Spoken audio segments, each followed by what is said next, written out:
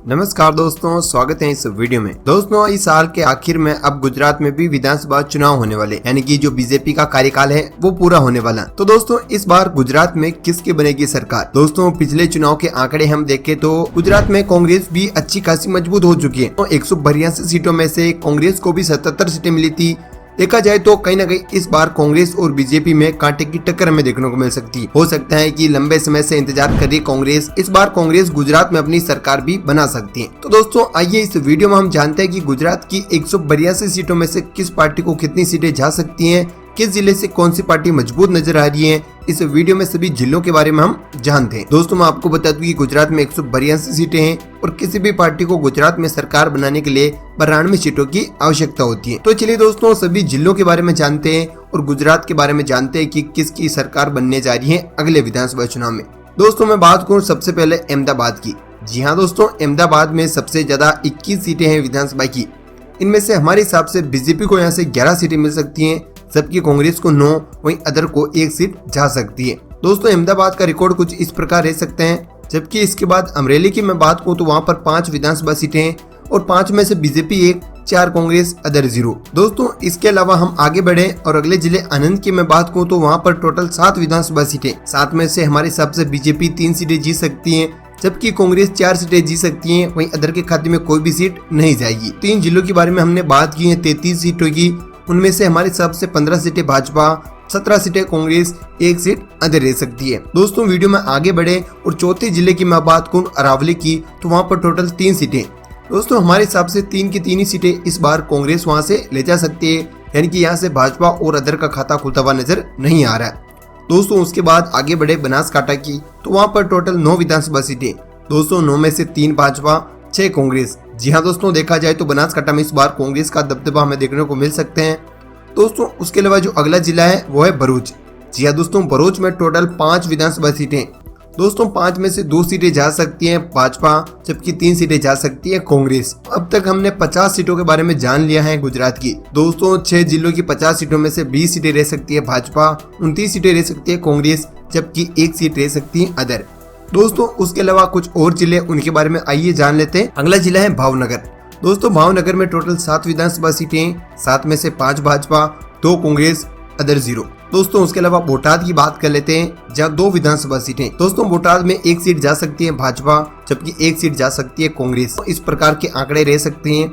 उसके अलावा जो अगला जिला है वो है छोटा उदेपुर। छोटा उदेपुर में टोटल 3 विधानसभा सीटें और यहाँ पर देखा जाए तो 1 सीट रह सकती है भाजपा, जबकि 2 सीट रह सकती है कांग्रेस। इसके अलावा अदर का यहाँ से खाता नहीं खुलेगा। दोस्तों, इसके अलावा द्वारका की मैं बात करूँ तो वहाँ पर टोटल 2 विधानसभा सीटें और 2 सीटों में की मैं बात करूँ तो 1-1 सीट दोनों पार्टियां रह सकती हैं। 1 सीट भाजपा, 1 सीट कांग्रेस। दोस्तों, अब तक हमने 10 जिलों की 64 सीटों के बारे में जान लिया। उनमें से देखा जाए तो 28 सीटें रह सकती है भाजपा, जबकि 35 सीटें रह सकती है कांग्रेस, 1 सीट रह सकती है अदर। चलिए दोस्तों, दूसरे जिलों के बारे में भी जान लेते हैं। दोहद की मैं बात करूं तो वहां पर टोटल 6 विधानसभा सीटें। 6 में से मैं आपको बता दूं कि 3-3 सीटें दोनों पार्टियां रह सकती हैं, 3 भाजपा, 3 कांग्रेस। दोस्तों, इसके अलावा गांधीनगर की मैं बात करूं तो गांधीनगर में टोटल 5 सीटें हैं। 5 सीटों में से भाजपा 1, 4 कांग्रेस। दोस्तों, इसके अलावा गिर सोमनाथ की मैं बात करूं तो वहां पर टोटल 4 सीटें और हमारे हिसाब से 4 की 4 सीटें रह सकती हैं कांग्रेस के खाते में। पिछली बार भी 4 की 4 सीटें यहाँ से कांग्रेस ने जीत हासिल की थी और इस बार भी कुछ ऐसा ही आंकड़ा नजर आ रहा है। दोस्तों, इसके अलावा जामनगर की मैं बात करूँ तो यहाँ पर टोटल 5 विधानसभा सीटें। 5 में से 2 सीटें रह सकती है भाजपा, जबकि 3 सीटें रह सकती है कांग्रेस। इसके अलावा अदर के खाते में कोई भी सीट नहीं जाएगी। दोस्तों, इसके अलावा जूनागढ़ की मैं बात करूं तो यहाँ पर टोटल विधानसभा की 5 सीटें। 5 सीटों के आंकड़े आप देख सकते हैं, 2 सीटें भाजपा, 3 सीटें कांग्रेस। दोस्तों, इसके अलावा कच्छ की मैं बात करूं तो कच्छ में टोटल 6 विधानसभा सीटें। 6 में से 1 सीट रह सकती है भाजपा, 4 सीट रह सकती है कांग्रेस, जबकि 1 सीट यहाँ से अदर भी जीत सकती है। दोस्तों, इसके अलावा जो अगला जिला है वो है खेड़ा। तो खेड़ा में टोटल 7 विधानसभा सीटें। 7 में से हमारे हिसाब से 3 सीटें रह सकती है भाजपा, जबकि 4 सीटें रह सकती है कांग्रेस। दोस्तों, अब तक मैं आपको बता दूं कि 182 सीटों में से 102 सीटों के बारे में हमने जान लिया है। इनमें से देखें तो 40 सीटों के साथ भाजपा है, जबकि 60 सीटों के साथ कांग्रेस है। इसके अलावा 2 सीटें अदर पार्टी के खाते में भी रह सकती हैं। तो दोस्तों, देखते हैं कि किसको बहुमत मिलता है। आगे कुछ और सीटें उनके बारे में जान लेते हैं। दोस्तों, अगला जिला आप देख सकते हैं महिसागर। जी हाँ दोस्तों, महिसागर में 2 सीटें हैं और दोनों सीटों की मैं बात करूं तो 1-1 सीट दोनों पार्टियों के खाते में रह सकती है, 1 भाजपा, 1 कांग्रेस। दोस्तों, इसके अलावा महसाणा की मैं बात करूं तो यहाँ पर टोटल 7 विधानसभा सीटें। दोस्तों, 7 में से हमारे हिसाब से 5 सीटें यहाँ से भाजपा ले जा सकती है, जबकि कांग्रेस के खाते में मात्र 2 ही सीटें आएगी, अदर का यहाँ से खाता नहीं खुलेगा। दोस्तों मोरबी की मैं बात करूँ तो 3 सीटें हैं। 3 सीटों की मैं बात करूँ तो 1 सीट रह सकती है भाजपा के खाते में, जबकि 2 सीटें रह सकती है कांग्रेस के खाते में। पिछली बार कांग्रेस ने यहाँ से 3 की 3 ही सीटें हासिल की थी। दोस्तों इसके अलावा नर्मदा की बात कर लेते हैं। जी हाँ दोस्तों, नर्मदा में टोटल 2 ही सीटें हैं विधानसभा की। 2 सीटों में से हमारे हिसाब से एक कांग्रेस एक अदर। यहाँ से हम देखें तो भाजपा का खाता खुलता हुआ नजर नहीं आ रहा। दोस्तों इसके अलावा नवसारी की हम बात कर लेते हैं। दोस्तों नवसारी में टोटल 4 विधानसभा सीटें, 4 में से 1 सीट रह सकती है भाजपा, जबकि 3 सीटें रह सकती है कांग्रेस। इसके अलावा अदर का यहाँ से खाता नहीं खुलेगा। अब तक हमने 120 सीटों के बारे में जाना है। 120 सीटों की मैं बात करूँ तो 48 सीटें रह सकती हैं भाजपा के खाते में, जबकि 69 सीटें रह सकती हैं कांग्रेस के खाते में, 3 सीटें रह सकती हैं अदर पार्टीज के खाते में। दोस्तों वैसे आप हमें कमेंट करके बता सकते हैं कि आपके हिसाब से गुजरात में किसकी सरकार बन सकती है, कि एक बार फिर से भाजपा अपनी सरकार बना लेगी या लंबे समय से इंतजार करिए कांग्रेस इस बार गुजरात की सत्ता में आ पाएगी। दोस्तों इस पर आपकी क्या राय है, आप हमें कमेंट करके जरूर बताइए।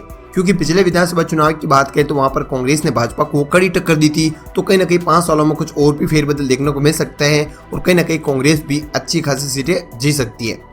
दोस्तों सभी जिलों के बारे में जानते हैं। कुछ और जिले रह गए हैं, जैसे पंचमहल की बात कर लेते हैं। पंचमहल में टोटल 5 विधानसभा सीटें हैं, जिनमें से 2 सीटें भाजपा, 3 सीटें कांग्रेस। दोस्तों इसके अलावा पाटन की 4 सीटों के बारे में जान लेते हैं। 4 सीटों में से 1 seat Bhajpa, 3 seat Congress, other 0। दोस्तों पाटन के बाद पोरबंदर की बात कर लेते हैं, जहां पर 2 सीटें हैं। 2 सीटों की मैं बात करूं तो 1-1 सीट दोनों पार्टियों के खाते में रह सकती है, एक कांग्रेस एक बीजेपी, इसके अलावा अदर 0। दोस्तों राजकोट की बात कर लेते हैं। राजकोट में टोटल 8 विधानसभा सीटें। दोस्तों 8 विधानसभा सीटों में से 5 भाजपा, 3 कांग्रेस, अदर की मैं बात करूं तो अदर 0। दोस्तों अब तक हमने 139 सीटों के बारे में जाना है, जिनमें से 57 सीटों के साथ भाजपा है, जबकि 79 सीटों के साथ कांग्रेस है, 3 सीटों के साथ देखा जाए तो अदर पार्टीज है। दोस्तों इसके अलावा साबरकांठा की बात कर लेते हैं। साबरकांठा में टोटल 4 विधानसभा सीटें। दोस्तों 4 में से 1 भाजपा, जबकि 3 कांग्रेस, अदर 0। दोस्तों इसके अलावा सूरत की बात कर लेते हैं। जी हाँ दोस्तों, सूरत में 16 विधानसभा सीटें।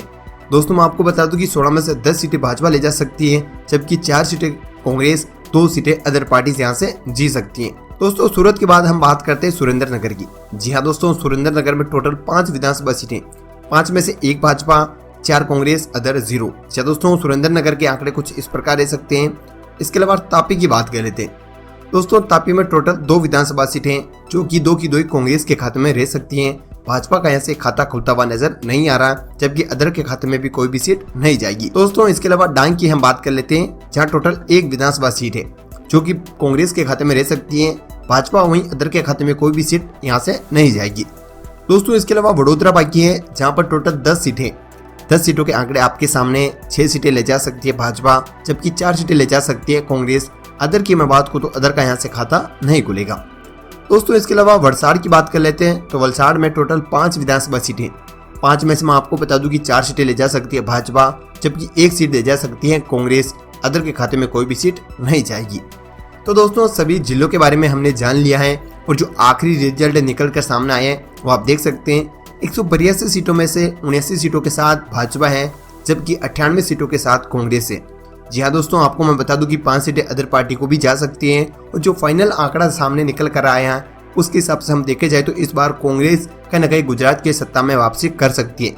क्या दोस्तों पिछले 25 सालों की मैं बात करूं तो गुजरात में कांग्रेस अपनी सरकार नहीं बना पाई है, तो कहीं ना कहीं 2022 के इस विधानसभा चुनाव में देखा जाए तो गुजरात में भाजपा का सफाया होता हुआ नजर आ रहा है, जबकि कांग्रेस की वापसी होती हुई नजर आ रही है। दोस्तों इस पर आपकी क्या राय है, आप हमें कमेंट करके जरूर बताएं। दोस्तों आपका क्या ओपिनियन पोल है, आपके हिसाब से गुजरात में किसको कितनी सीटें मिलेगी, हमें जरूर कमेंट करके आप बताइए।